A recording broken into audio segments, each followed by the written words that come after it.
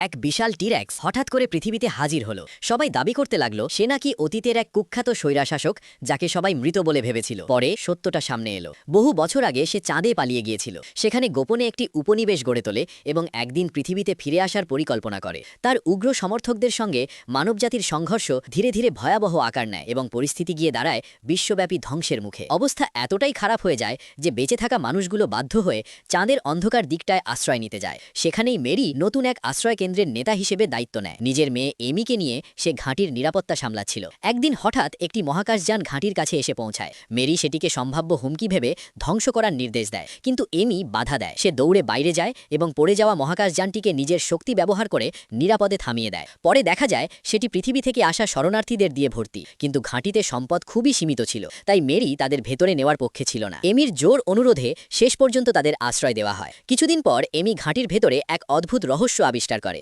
সেখানে একটি গোপন দল সক্রিয় ছিল। তারা প্রযুক্তিকে প্রায় অন্ধবিশ্বাসের মতো মানত। একটি স্মার্টফোনকে তারা প্রতীক বানিয়ে বন্ধ ঘরে অদ্ভুত রীতির মতো কাজ করত। এক সদস্যের বিরুদ্ধে নিয়ম ভাঙার অভিযোগ ওঠে। দলের নেতা তাকে কঠোর শাস্তি দেয়। এটা দেখে এমি রেগে যায়। সে কক্ষের কাজ ভেঙে ভেতরে ঢুকে পড়ে। ঠিক তখনই সে বুঝতে পারে তার নিজের মা মেরিও সেই গোপন দলের সঙ্গে জড়িত।